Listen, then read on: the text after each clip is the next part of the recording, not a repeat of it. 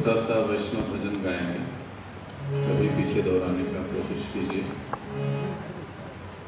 कृष्ण जिनका नाम है।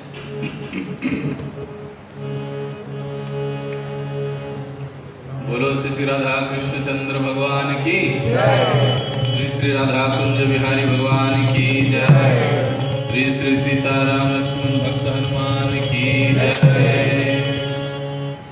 कृष्ण जिनका नाम है, गोकुल जिनका धाम है।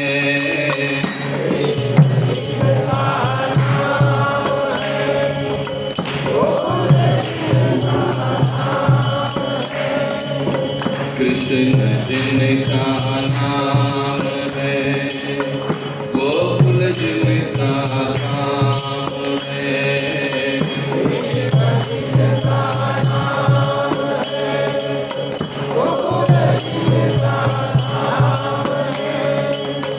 ऐसे श्री भगवान को मेरे बारंबार प्रणाम है।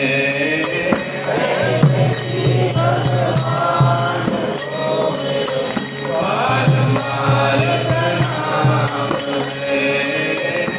ऐसे श्री भगवान को मेरे बारंबार प्रणाम है।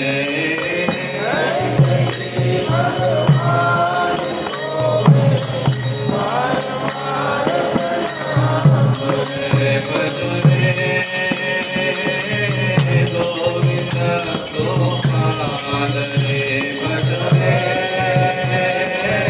गोविंद भजरे, गोविंद गोपाल रे भजरे।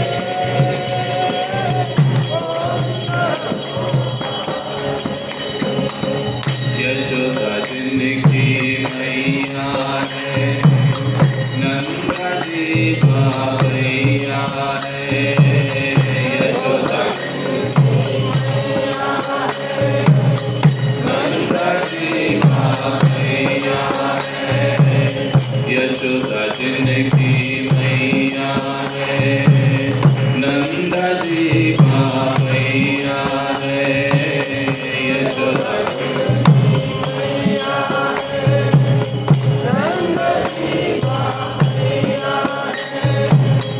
ऐसे श्री गोपाल को मेरे बारंबार प्रणाम है। ऐसे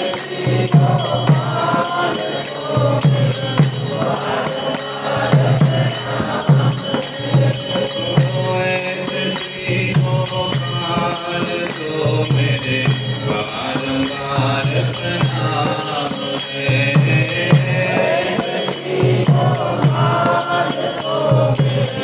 बारंबार प्रणाम है।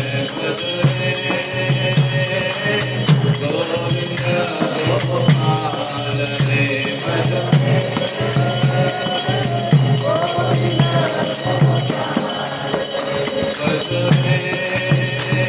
भजरे, गोविंद गोपाल रे भजरे।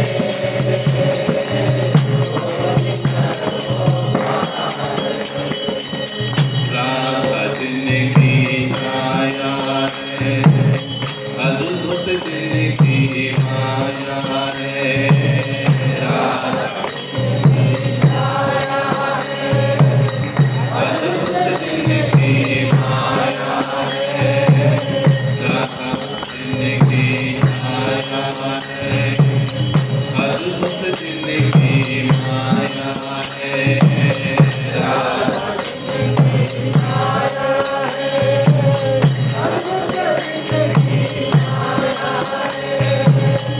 ऐसे श्री घनश्याम को मेरे बारंबार प्रणाम है। ऐसे श्री घनश्याम को मेरे बारंबार प्रणाम है। ऐसे श्री घनश्याम को मेरे बारंबार प्रणाम है।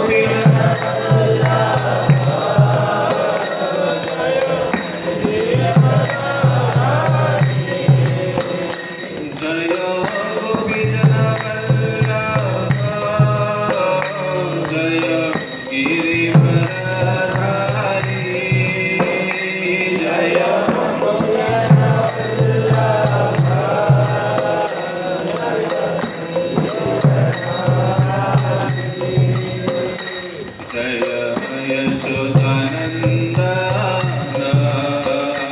जय व्रज जनरञ्जन जय यशोदा जय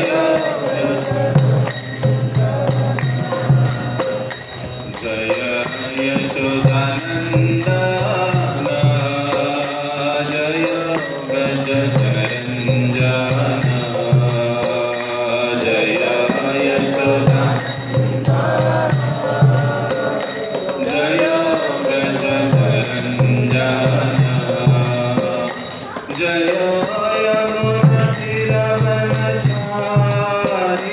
जय कुन्द विहारी जय यमुनातीरवनचारी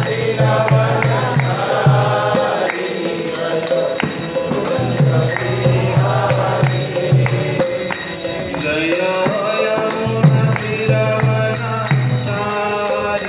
जय कुन्द विहारी जय जय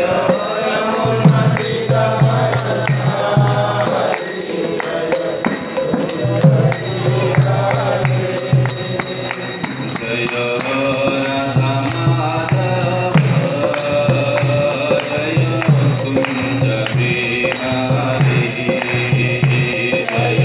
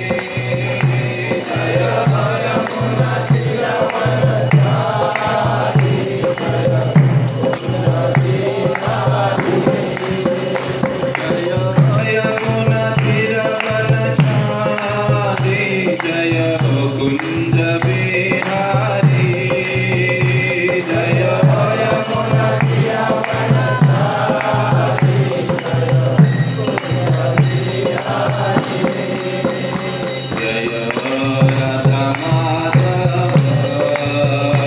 जय कुंज बिहारी जय जय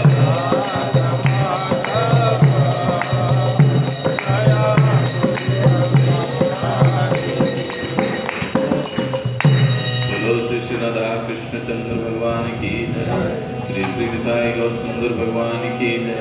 श्री श्री सीताराम लक्ष्मण भक्त हनुमान की जय। जगत गुरु श्री प्रभुपाद की जय। ओम नमो भगवते वासुदेवाय।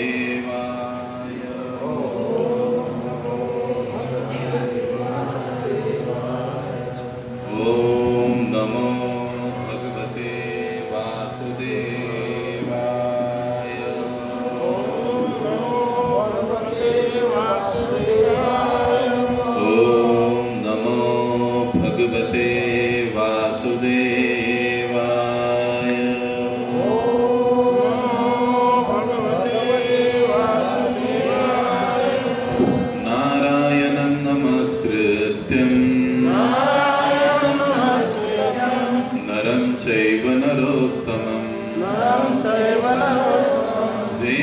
सरस्वतीं व्यासं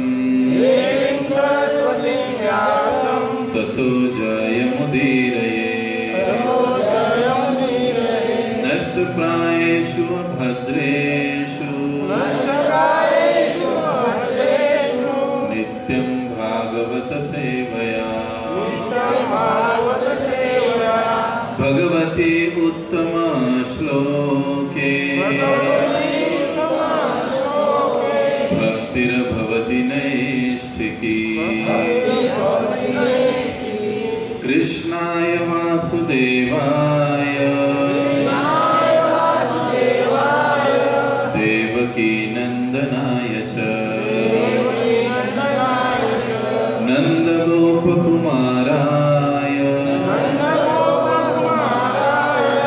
गोविंदाय नमो नमः। श्रीमद् भगवद गीता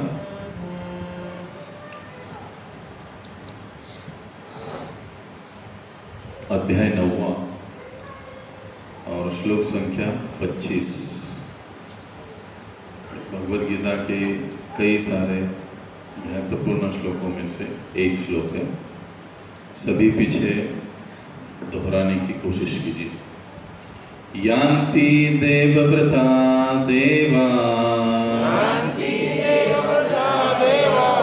पितृयान्ति पितृव्रतः भूतानि यान्ति भूतेज्जा यान्ति मद्याजिनोऽपि माम् यान्ति देवव्रता देवा पितृयान्ति पितृव्रतः भूतानि यान्ति भूतेज्जा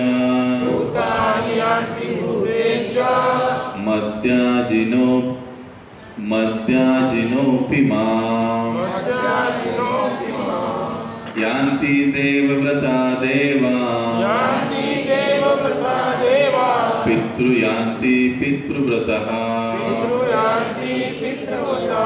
भूतानि यान्ति भूतेज्जा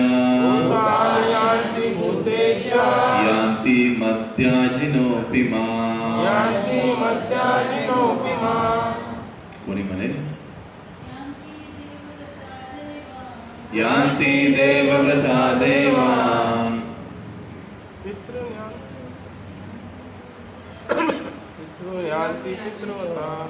पितृयान्ति पितृव्रतः भूतानि यान्ति भूतेज्जा यान्ति मद्याजिनोऽपि माम्। प्रभु जी, माता जी, प्रभु जी। यान्ति देवव्रता देवान् पितृयान्ति पितृव्रतः भूतानि यान्ति भूतेज्जा यान्ति मद्याजिनोऽपि माम्। अनुवाद तथा तात्पर्य श्रील प्रभुपाद के द्वारा। श्रील प्रभुपाद की जय। मराठी आहे, ये मराठी आहे आता ही भगवद्गीता माझ्या हातात। जे देवतांची पूजा करतात त्यांना त्या देवतांमध्ये जन्म प्राप्त होतो। जे पितरांची उपासना करतात ते पितरांकडे जातात, जे भूतांची उपासना करतात ते भूतांकडे जातात, त्यांना भूतयोनीमध्ये जन्म प्राप्त होतो। आणि जे माझी पूजा करतात ते माझी प्राप्ती करतात। बघा किती स्पष्टपणे सांगितलं। यान्ति जातात, देवव्रता, देवव्रता म्हणजे देवतांचे व्रत करणारे, म्हणजे देवतांचे जे उपासक आहेत ते कुठे जातात? देवान म्हणजे त्या देवतांकडे जातात, त्या देवांकडे जातात। पितृयान्ति, पितृ जे पितरांना, यान्ति म्हणजे भजतात किंवा त्यांचं पूजन करतात, ते कुठे जातात? पितृलोक, पितृव्रतः पितरांचे पूजन करणारे, यान्ति पितृव्रतः ते पितरलोकांमध्ये जातात। भूतानि यान्ति जे भूताची पूजा करतात, भूतेज्जा ते भूतयोनीमध्ये जन्म घेतात। यान्ति मद्याजी, यान्ति याने म्हणजे प्राप्त होतात, मद्याजी मत म्हणजे माझी, यजन म्हणजे भक्त किंवा पूजा करणारे, ते मला प्राप्त होतात। असं कोण कोणाला म्हणालं?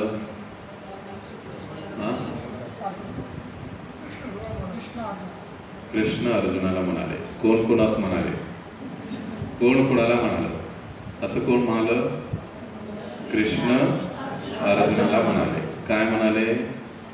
जो देवतांची पूजा करतो तो देवतांकडे जातो, जो पितरांची पूजा करतो तो पितरांकडे जातो, जो भूतांची पूजा करतो तो भूतांकडे जातो, जो माझी म्हणजे भगवंतांची पूजा करतो तो आपल्याला कोणाकडे जायचंय? हा पक्क. मग कशाला बाकीच्या भानगडीत बसलोत आपण? घरात आहेत का नाही बाकीच्या भानगडी? किती स्पष्ट भगवंतांनी इथे सांगितले आपल्याला की जो ज्याचं भजन करतो तो त्याला प्राप्त होतो. जो जिस देवताओं की उपासना करता है वो उस देवताओं को या उस देवता के लोगों को, उनका जो ग्रह लोक होता है उनमें चला जाता है, वहां पर चला जाता है. तो सबसे बुद्धिमान कौन है? भूत वाले, देव वाले, पितृ वाले या भगवान वाले? भगवान. पक्का? अभी हरे कृष्णा के मंदिर में बैठे इसके लिए बोल. क्यों ऐसे क्यों? भक्त वाले ही, मतलब भगवान के भक्त ही बढ़िया, ऐसे क्यों? क्या कारण बताइए आप.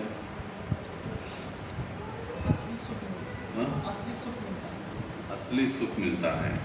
अच्छा, सही है. और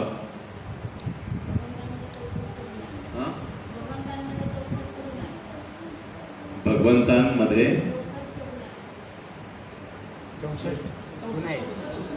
64 गुण आहेत. ही फार मोठी गोष्ट झाली. बरं, पण बरोबर आहे. बाकीचे 64 गुण किंवा कला कोणाकडेही 64च्या 64 नाही. अगदी शिव असो, ब्रह्मा असो, इंद्र असो, त्यांच्याकडे हे 64 गुण मिळत नाही. बरोबर. 6 ऐश्वर्यांनी भगवंत परिपूर्ण आहेत. अगदी बरोबर. त्यामुळे भगवंताकडे जाणं किंवा भगवंतांचं पूजन करणं हे कसं आहे? चांगलं आहे, वाईट आहे, श्रेष्ठ आहे? श्रेष्ठ आहे. मी मुद्दाम म्हटलं चांगलं आहे, वाईट आहे, श्रेष्ठ आहे. ही फक्त चांगल्याची गोष्ट नाही, ही श्रेष्ठत्वाची गोष्ट आहे. ही सगळ्यात उत्तम आहे. आता तात्पर्यामध्ये प्रभुपाद आपल्याला काय समजवत आहेत ते आपण थोडं वाचूया. तात्पर्य: जर कोणाला चंद्र, सूर्य अथवा इतर कोणत्याही ग्रहलोकावर जाण्याची इच्छा असेल तर त्याला वेदोक्त विधिविधानांचे पालन केल्याने त्या इच्छित ग्रहलोकांची प्राप्ती होऊ शकते. आता आपण कुठे आहोत? चंद्रावर. इथे सांगितले बघा. ओके, पुढं. जसे दर्श पौर्णिमासी विधी याचे विस्तृत वर्णन वेदांच्या कर्मकांड विभागामध्ये करण्यात आलेले आहे. यामध्ये निरनिराळ्या ग्रहलोकांच्या अधिष्ठात्री देवतेची प्राप्ती करण्यासाठी विशिष्ट प्रकारची उपासना सांगण्यात आलेली आहे. त्याचप्रमाणे विशिष्ट प्रकारचा यज्ञ केल्याने मनुष्याला पितृलोकांची प्राप्ती होऊ शकते. तसेच मनुष्य भूतांच्या ग्रहावर सुद्धा जाऊ शकतो आणि यक्ष, राक्षस किंवा पिशाच बनू शकतो. सध्या काही गरज नाही त्याची. पिशाच उपासनेला अभिचार किंवा इंद्रजाल असे म्हणतात. इंद्रजाल किंवा जादूटोणा करणारे अनेक लोक आहेत आणि जादूटोणा करणे म्हणजेच आध्यात्मिकता होय असे त्यांना वाटते. परंतु वस्तुतः अशी सर्व कार्ये पूर्णपणे भौतिक आहेत. त्याचप्रमाणे केवळ भगवंतांचीच उपासना करणारा विशुद्ध भक्त निसंदेह वैकुंठ लोकाची प्राप्ती करतो. क्षमा करा, वैकुंठ लोकाची आणि कृष्ण लोकाची प्राप्ती करतो.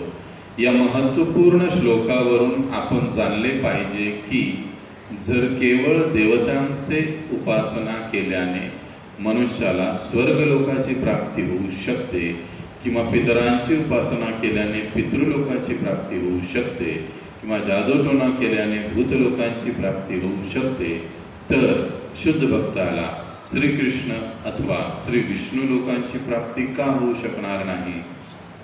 दुर्दैवाने श्रीकृष्ण आणि श्री विष्णूंचे निवास असणाऱ्या अशा दिव्य लोकांचे बऱ्याच लोकांना ज्ञान नाही आणि हे ज्ञान नसल्यामुळे त्यांचे पतन होते. निर्विशेषवाद्यांचेही ब्रह्मज्योतीमधून पतन होते. यास्तव कृष्ण भावनामृत आंदोलन उदात्त आणि दिव्य ज्ञानाचा संपूर्ण मानव समाजामध्ये प्रचार करीत आहे, जेणेकरून केवळ हरे कृष्ण मंत्राचे कीर्तन केल्याने मनुष्य याच जीवनात पूर्णत्व प्राप्त करून भगवत धामात परत जाऊ शकतो.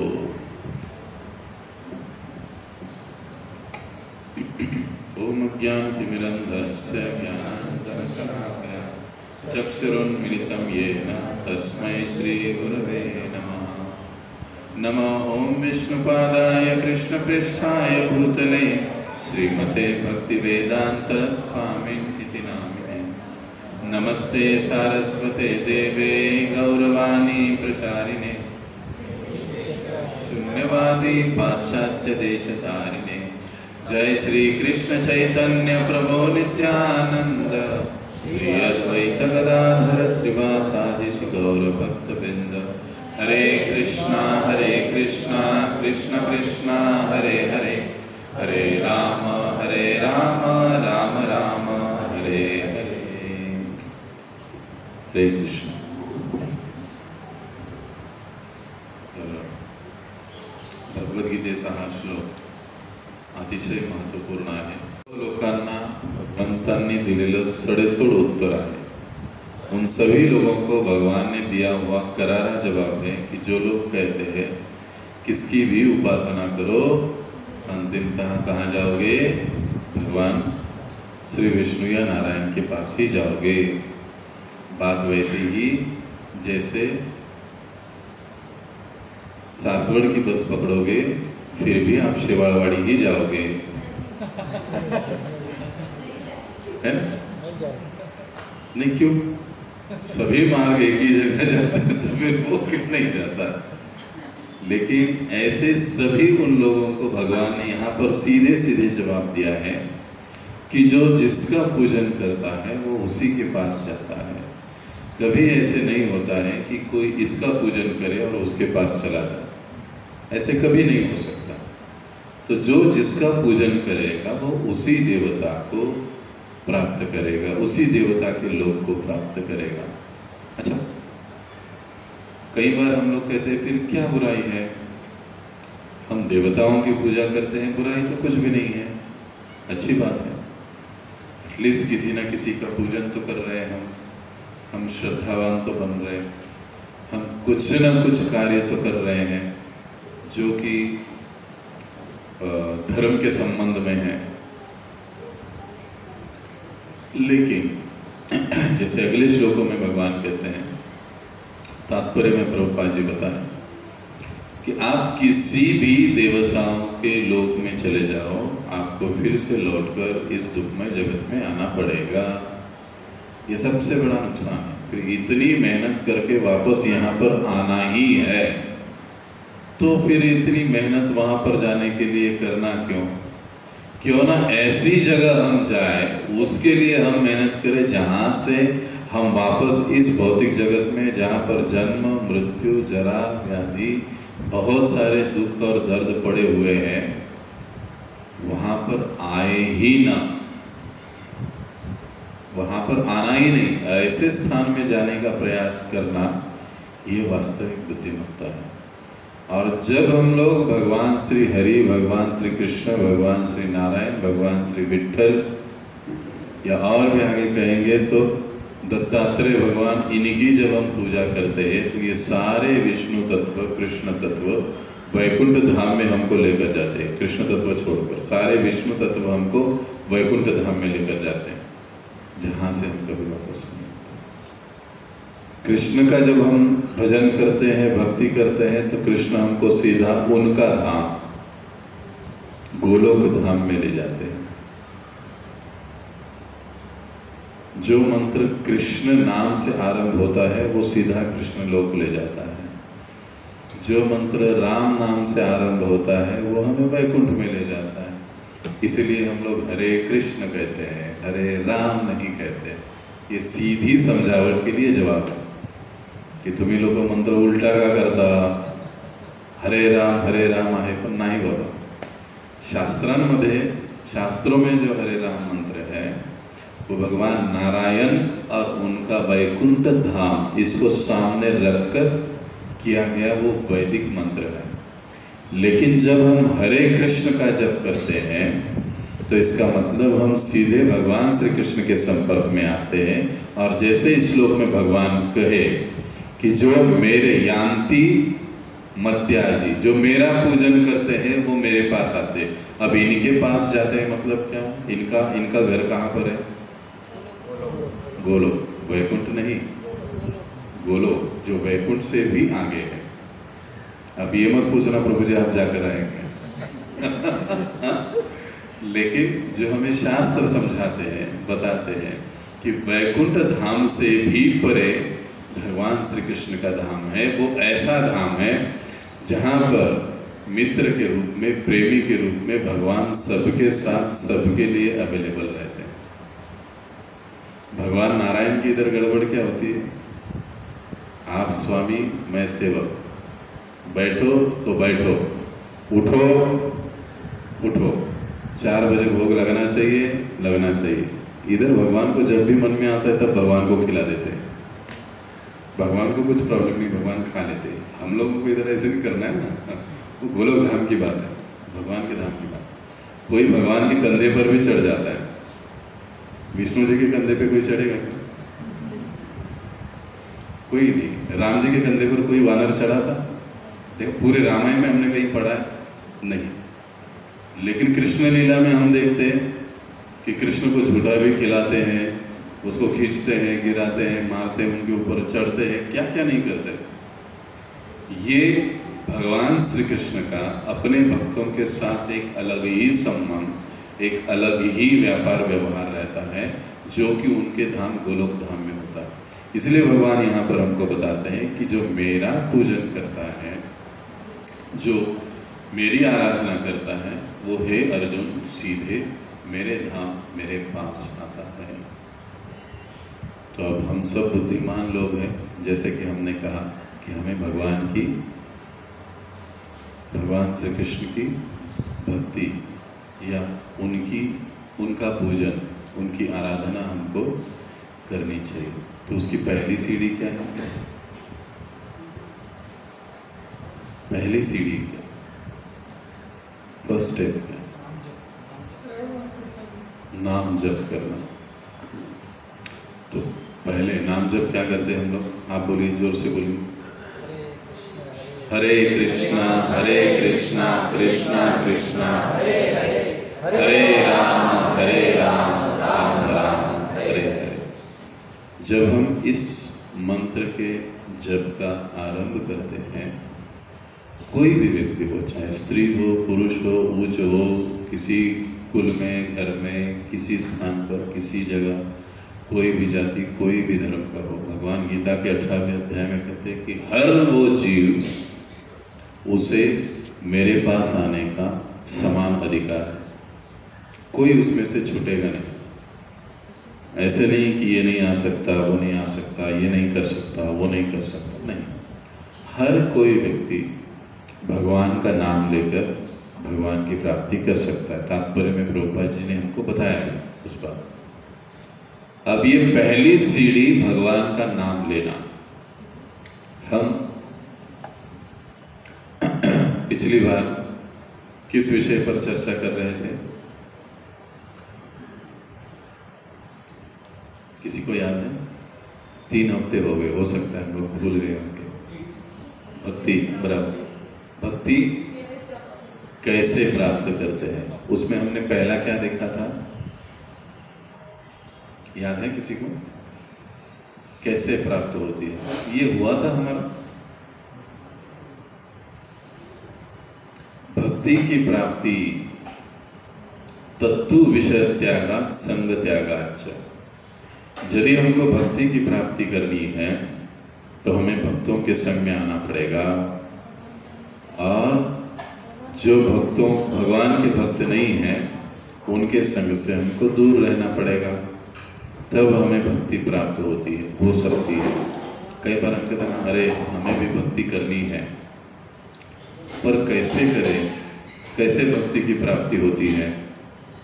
तो इसमें अभी नारद मुनि ये चर्चा कर रहे हैं नारद भक्ति सूत्र ग्रंथ में, वो उसके अनुसार हम लोग चल रहे हैं।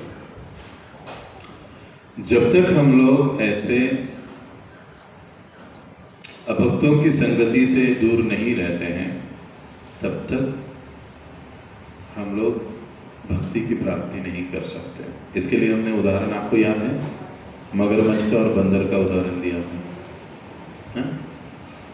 जो मगरमच्छ था, एक बंदर था, उसका हृदय कहाँ पर था?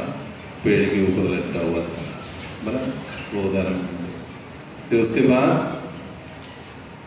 आज हम देखेंगे कि भक्ति हम लोग कैसे प्राप्त कर सकते हैं।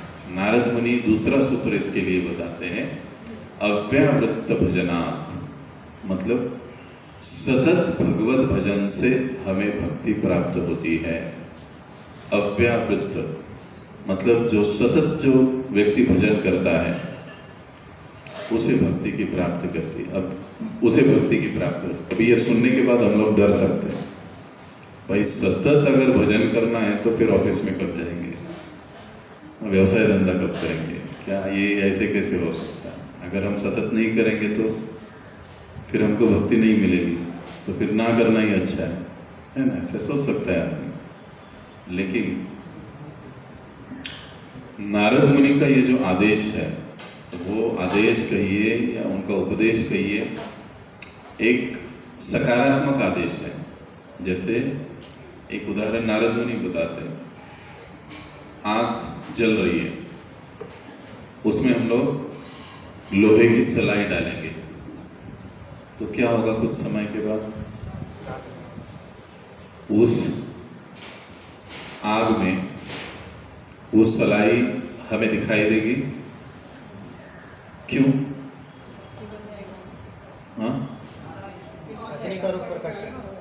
हाँ, पिघल जाएगा।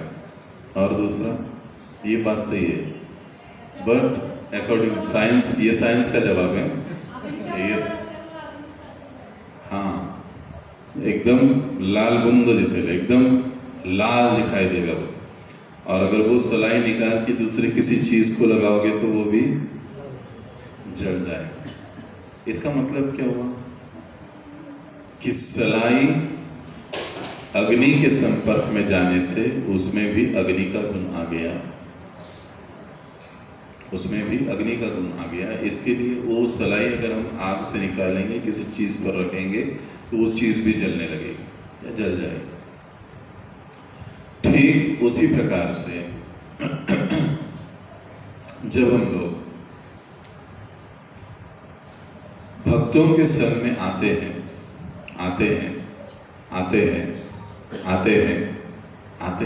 तो ये क्या होता है?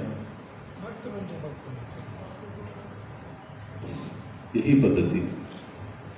अब आप कहोगे कि अरे आपने तो कहा कि सतत भजन करने से। हम तो संडे में एक बार आएंगे, 2 घंटा यहाँ पर सुनेंगे, उसमें से भी 10% ही दिमाग में रहेगा, बाकी का 90 चला जाएगा। हाँ, बाकी आदमी नहीं आएगा। ऐसे तो कैसे होगा? सतत कैसे? लेकिन इसमें हमारे आचार्य, इस फोटो में जो हम देख रहे हैं ना, बीच में 6 षड गोस्वामी, ये रूप गोस्वामी जी कहते हैं कि अगर हमको सतत भजन करना है तो हमको पहले आदत लगानी पड़ेगी नियमित भजन की। नियमित भजन का मतलब क्या होता है? नियमित और सतत में कोई अंतर है? पहले ये बात, क्या अंतर हो सकता है आप बताओ। नियमित किसे कहते हैं और सतत किसे कहते हैं? हाँ, सतत मीन्स नॉन स्टॉप, कंटिन्यूअसली। और नियमित मतलब ठराविक वेळ। सकाळी 2 तास आम्ही जप करतो, रोज सकाळी 2 तास। ये क्या हुआ? रोज सुबह 1.25-2 घंटा हम लोग बैठकर भगवान का स्मरण, माला जप करते हैं। अब ये 16 माला होने के बाद अभी दूसरा हम कब करेंगे? दूसरे दिन, अगले दिन सुबह करेंगे, तीसरे दिन सुबह करेंगे। हम लोग हर रोज शाम को 7:30 से 8 बजे, या ये कहिए 8:30 से 9 बजे तक हर रोज हम लोग भागवतम सुनते हैं। कितने लोग सुनते हैं? कितने भक्त सुनते हैं? हाँ, प्रभु जी रहते हैं, प्रभु जी सुनते हैं। हर रोज गूगल मीट ऐप पर आपको एक लिंक आता होगा, उसमें हर रोज एक माता जी है, भक्त है, वो सभी के लिए भागवत सुनाते, सिर्फ पढ़ते हैं आधा घंटा सोने से पहले, हर रोज आधा घंटा। इसको क्या कहा जाता है?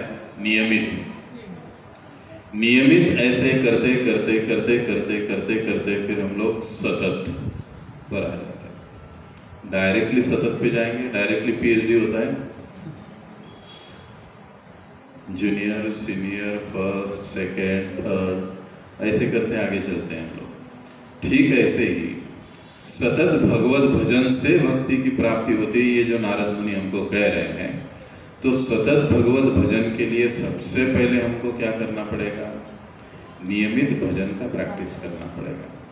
और नियमित भजन का प्रैक्टिस करना पड़ेगा, इसका मतलब क्या है कि हमको हर रोज कम से कम, जो नए हैं उनके लिए, एक माला जप निश्चित समय पर करना चाहिए। सुबह कहिए, शाम कहिए, दोपहर कहिए, एक आध माला क्यों ना हो, जो बिल्कुल नहीं करते कुछ जप करना चाहिए। ये हुआ नियमित, हर रोज़ एक माला, ज़्यादा से ज़्यादा 7 से 8 मिनट लगता है। उसके बाद हर सप्ताह हमको सत्संग में आना चाहिए। गीता भागवत पर जो चर्चा होती है उसको हमें सुनना चाहिए। ये जब हम लोग करते हैं तो हमको नियमित आदत लग जाती है। एक समय ऐसा आता है कि अपने आप मंदिर की ओर कदम मुड़ जाते हैं कि अरे आज संडे है, 5 बज गया, मुझे जाना है। ये कब होगा? जब हम बार बार करेंगे तब होगा। अब यहाँ पर नियमित आते रहने से क्या होगा? ये प्रभुपाद जी ने जो मंदिर बनाए उसका ये फायदा है। क्या फायदा है कि जैसे जैसे सर्वसाधारण लोग नियमित रूप से आते जाते हैं कथा में, सत्संग में, कुछ समय के बाद फिर हम देखते हैं कि वो सतत भगवत भजन में लग जाते हैं, आरंभ हो जाते हैं। क्योंकि वो अग्नि है ये मंदिर, हम लोहे की सलाई है। जब हम अपने आप को इसमें झोंक देंगे तो हमें भी वो अग्नि का गुण, यानी भक्ति का और भक्तों का गुण, जो सतत भगवत भजन है, वो प्राप्त हो जाएगा। फिर हम लोग भी वैसे ही बनेंगे। अब देखिए, नारद मुनि कहते हैं सतत अव्याहृत भजना, और इसके सबसे बढ़िया उदाहरण खुद नारद मुनि है। नारद मुनि जब उनकी उम्र कुछ 5 साल के लगभग थी, तब उनकी माँ का देहांत हो गया। उनको पिताजी नहीं थे, वे दासी पुत्र थे दासी पुत्र थे। और दूर जंगल में कुटिया में माँ बेटे दोनों रहा करते थे। अब ये नारद मुनि बचपन से ही भगवान के भक्ति के प्रति आकर्षित रहे थे। किसी दिन उनकी माता को सांप ने काट लिया और उनका वहीं पर देहांत हो गया। अब स्थिति ऐसी थी उस समय कि उनको उनका दाह संस्कार करने के लिए भी उनके पास कुछ सुविधा नहीं थी। तो जिस कुटिया में वे रहते थे उसी कुटिया में उनको सांप ने काटा था। माँ चल बसी। तो नारद मुनि ने क्या किया? अब लकड़ियां नहीं, दाह संस्कार के लिए कुछ नहीं, तो उन्होंने उस कुटिया को ही आग लगा दी। ये सत्य घटना नारद मुनि के जीवन की है। और माता का देहांत हो गया। इस तरह से वो घर छोड़कर वहां से निकल गए, जंगल में घूमते रहे। एक जगह उन्होंने देखा कि कुछ भक्त लोग, भक्ति वेदांत लोग, ऋषि ही थे, वो भागवत पर चर्चा कर रहे थे, भगवान की लीलाओं पर चर्चा कर रहे थे। तो उनके आश्रम कुटी के यहाँ पर जाकर वो बैठा करते थे, सुनते थे। बाकी बच्चों की तरह वो खेल कूद में आसक्त नहीं थे। वो जाते थे वहाँ पर, बैठते थे, सुनते थे। कुछ वहाँ पर आश्रम में झाड़ू लगाते थे, सेवा करते थे अपने मन से। और जब वो ऋषि लोग या भक्ति वेदांत लोग प्रसाद देते थे तो प्रसाद देने के बाद पत्तल में जो कुछ भी झूठा वगैरह बचता था तो वो दूर जाकर फेंकते थे। तो नारद मुनि वहाँ पर जाकर वो खाते थे, उनको प्रसाद भी नहीं मांगते थे। वो पता चल गया कि अरे एक लड़का है ऐसे ऐसे है, वो दूर वहाँ पर बैठकर कथा सुनता है, हमारा तो ध्यान भी नहीं होता है, लेकिन कुछ सेवा भी करता है और खाता क्या है तो हमारा उच्छिष्ट खाता है। फिर उन लोगों ने उनको पास में बुलाया, उनको बिठाया, फिर वहाँ बैठकर सुनने लगे। सुनते सुनते सुनते सुनते उनके मन में भगवान के प्रति एक और तीव्र भक्ति आकर्षण जागृत हुआ और वो सतत भगवान का नाम लेने लगे। फिर हम देखते हैं कि उनको भगवान का दर्शन हुआ कुछ समय के लिए। और आज भी हम सुनते हैं कि नारद मुनि निरंतर क्या करते रहते हैं, नारायण राधिका रमन नामे, नारायण नारायण, बराबर यही बोलते रहते हैं। सतत भगवत भजन सबसे उत्तम उदाहरण। अब उन्होंने किया क्या था, माँ गुजर गई, अकेले हो गए। इसके लिए सबकी माँ गुजरनी चाहिए, अकेले होनी चाहिए, इसकी जरूरत नहीं है। लेकिन हम भक्तों के संगति में अपने आप को लगा सकते हैं। अधर्म के पथ पर जाने से बेहतर है कि हम इस प्रकार से सत्संग में रहे, एक साथ रहे और हम लोग आहिस्ता आहिस्ता भक्तिमय जीवन में आगे बढ़ सकते हैं। दूसरा सबसे बढ़िया उदाहरण सतत भगवत भजन। अच्छा, एक प्रश्न आ सकता है कि क्यों सतत भगवत भजन करना है, नियमित भी भजन की क्या जरूरत है? प्रहलाद महाराज जी का नाम हमने सुना, सभी ने सुना। वो क्या करते थे? सतत भजन था उनका कि नियमित भजन था? भजन था, हाँ, सतत भजन, कंटिन्यूसली वो हमेशा भगवान का नाम लेते रहते थे। फिर उनके पिता ने ऊपर से नीचे फेंक दिया, किसने बचा लिया? उबलते कढ़ाई में, तेल की कढ़ाई में डाल दिया, किसने बचा लिया? सांपों के बीच में डाल दिया, किसने बचा लिया? सतत भजन का ये सबसे महत्वपूर्ण एक दुय्यम दर्जे का फायदा है, पहले दर्जे का फायदा नहीं, दुय्यम दर्जे का फायदा। जो कोई भी भगवान की भक्ति में या भजन में लग जाता है, भगवान उसकी अवश्य रक्षा करते हैं। इसको कोई अगर चैलेंज दे, एक सच्ची घटना आपको बताता हूँ। साउथ अफ्रीका में सच्ची घटना घटी है। अपने इस्कॉन के एक सन्यासी महाराज है, ऐसे ही मंदिर में प्रवचन दे रहे थे। तो प्रवचन देते देते उन्होंने कहा, अगर भगवान की इच्छा है तो आप खा सकते हो, अगर भगवान की इच्छा नहीं है तो आप खा भी नहीं सकते। अब ये जब सुना तो अभी वहाँ के लोग थोड़े ज़्यादा पढ़े लिखे लोग जब बन जाते हैं तो थोड़ी बुद्धि भी ज़्यादा चलती है। तो प्रवचन के बाद एक खड़ा हो गया, व्यापारी था। स्वामी जी, ऐसे कैसे आप बोल सकते हैं? मेरी इच्छा है अभी जाकर बर्गर खाने की, मैं खा लूँगा, उसमें आपके भगवान का क्या प्रश्न है? तो महाराज जी ने फिर भी कहा उनसे, देखो अगर भगवान की इच्छा है तुम्हारे बर्गर खाने की तो तुम खाओगे, कोई डाउट नहीं है। लेकिन भगवान की इच्छा नहीं है तो तुम्हारे सामने भी रहेगा तो तुम नहीं खा सकते। नहीं, ऐसे नहीं हो सकता। बोलो श्री राधा कृष्ण चंद्र भगवान की, श्री श्री सीताराम लक्ष्मण भक्त हनुमान की। और दोनों में गर्मा गर्म बहस हो गई। ये जो व्यक्ति था, ये व्यक्ति अपने मत के ऊपर ठाम था कि नहीं, जो मैं खाना चाहता हूं, जब खाना चाहता हूं तब मैं खा सकता हूं। ये जो आप कह रहे हो ये गलत है और मैं आपको साबित करके दिखाऊंगा। तो महाराज जी बोले, ठीक है, आप अगर अड़े हुए हो अपनी बात पर इतना तो ठीक है, क्योंकि मैं जो बता रहा हूं, मैं शास्त्रों की बात बता रहा हूं, मैं अपने दिल की बात नहीं बता रहा हूं। जो शास्त्रों में बताया गया है कि अगर भगवान की इच्छा है तो ही कुछ चीजें घट सकती हैं। वैसे हमारा खाना पीना इसलिए कई बार हम लोग कहते हैं खाने दाने दाने पर लिखा है, जिसको जहाँ पर जब मिलना होगा उसको वहाँ पर मिलेगा, जिसको नहीं मिलना होगा जिस दिन जिस समय उसको वो नहीं मिलेगा।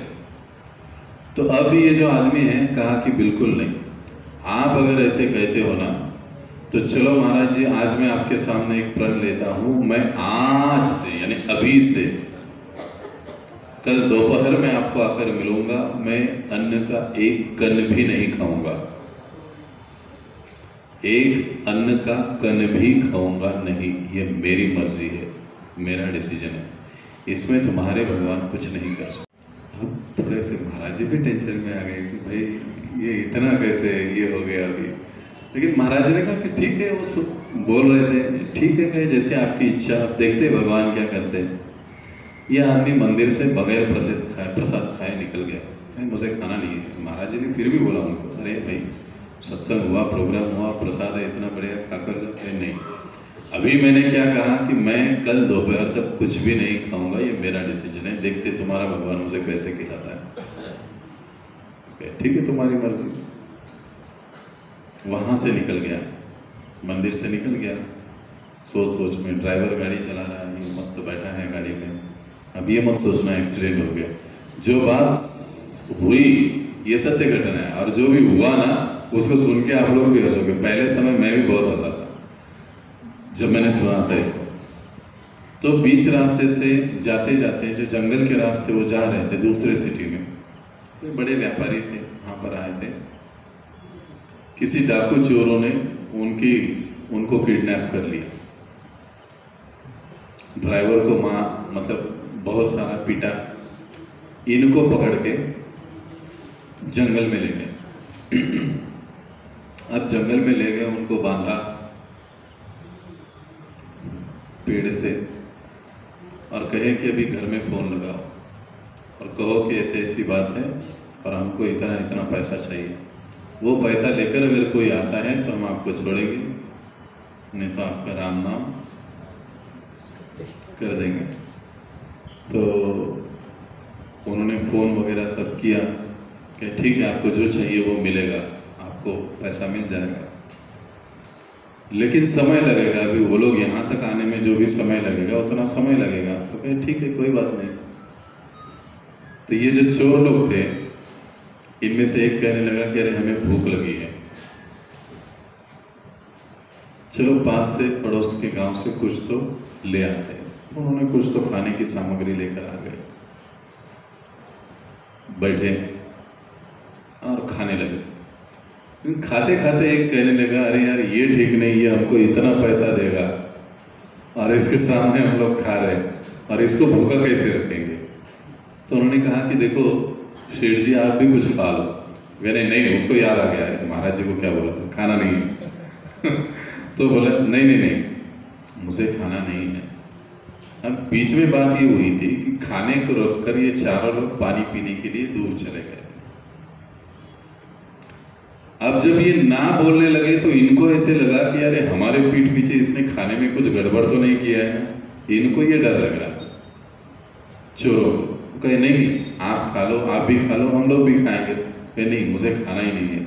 अरे अभी इतना समय हो गया, रात गुजर रही है, आपको कुछ तो खाना चाहिए, आपने खाना नहीं। हम लोग खा रहे तो आप भी खा लो। तो नहीं, मुझे नहीं खाना। महाराज जी की बात याद आ रही थी उनको, मुझे नहीं खाना क्योंकि मैं नहीं खाने वाला। तो इन चोरों को लगा कि जरूर इस खाने में कुछ तो गड़बड़ है, इसने हम जाने के बाद कुछ ना कुछ तो किया है। तो एक ने कहा कि पहले इसको ही खिलाते हैं, इसकी हालत देखेंगे फिर अपन खा लेंगे, क्योंकि अपन यहीं पर छोड़कर चले गए थे तो इसने ज़रूर कुछ किया होगा। अब ये सोचकर उनमें से कहेंगे हाँ ये बात बराबर है, पहला अगर टेस्ट प्रयोग करना है तो इसके ऊपर कर लेंगे। अब ये लोग खाना लेकर गए, लेकिन ये खाने के लिए तैयार ही नहीं। हाथ छोड़ा, पैर तो बांधे हुए थे लेकिन खा ही नहीं रहे। हाथ में खाना दिया, प्लेट दिया, पकड़ा नहीं, फेंक दिया, डाल दिया, मुझे नहीं खाना है, नहीं खाना है। अब इनका डाउट एकदम पक्का हो गया कि जरूर इसने कुछ ना कुछ तो इस खाने में गड़बड़ की है ताकि यहाँ से भाग सके। प्लेट बना कर लेकर आए, दोनों ने हाथ पकड़ा और एक में मुंह में ठूस दिया, खिला ही दिया उसको, बकायदा उसको खिला दिया। वो जैसे तैसे करके कुछ न कुछ रोकने की कोशिश करने लगा, लेकिन हुआ नहीं, उसको खिला दिया। अब खिला दिया, कुछ ही समय में इन लोगों ने भी खाना खा गया कि अरे चलो अच्छा, इसको कुछ हुआ नहीं, लेकिन खा क्यों नहीं रहे थे तुम? तो कहने ऐसा था कि मैंने निश्चय किया था मैं कल दोपहर तक नहीं खाने वाला था। तो कहे ठीक बात है। अब उसको बात समझ में आ गई कि ये क्या हो गया। अब पैसा लेकर उतने में लोग उनके आ गए, पैसा दे दिया, चोर तो वहाँ से रफू चक्कर हो गए। अब इसलिए गाड़ी में बैठ गया और सबसे पहले मंदिर में चला गया। बात समझ में आ गई कि क्या हुआ। अब सबसे पहले मंदिर में गया, वहां पर देखा तो महाराज जी नहीं थे। अब इस्कॉन में सन्यासी एक जगह तो ज़्यादा रहते नहीं हैं, आज इस मंदिर तो कहीं कभी दूसरे मंदिर दूसरी जगह पर, तो वहाँ से जा चुके थे दूसरे दिन। तो कह रहे कल महाराज जी से मेरा बात हुआ था, वो महाराज जी कहाँ गए? वो तो कल ही चले गए। नहीं मुझसे बात कराओ, मुझे बात करना है। तो उसने वहीं पे प्रणाम किया कि महाराज जी आपने कहा वो सच है, मेरी इच्छा से कुछ नहीं हुआ, भगवान मुझे खिलाना चाहते थे, करोड़ों का रुपया भी गया और उसके बदले में मुझे इतना सब खाना भी पड़ा। कहने का मतलब ये है कि भगवान अवश्य रूप से हर उस व्यक्ति की मदद करते हैं, भक्त की मदद करते हैं जो सतत भगवत भजन में लगता है, नियमित भगवत भजन करता है, उसको भी भगवान हेल्प कर देते हैं। चार हाथ लेकर अपने सामने आकर खड़े नहीं होते, वो कैसे मदद करेंगे वो जाने, लेकिन चीज़ें हो जाती। कई सारे भक्तों के जीवन में ये अनुभव होता है। जैसे प्रहलाद महाराज के जीवन में भी हम लोग देखते हैं, प्रहलाद महाराज सतत भगवत भजन किया करते थे, इसलिए हर उस संकट से प्रहलाद महाराज बचते रहे। और अंत में हम देखते प्रहलाद महाराज बचे और कौन गए? हिरण्यकशिपु गए। और उस कथा के तात्पर्य में प्रभुपाद जी बहुत सुंदर वाक्य बताते हैं, हमें भक्तों को भी उसको उस सेंटेंस को पढ़ना चाहिए। प्रभुपाद जी उस लीला के तात्पर्य में जब हिरण्यकशिपु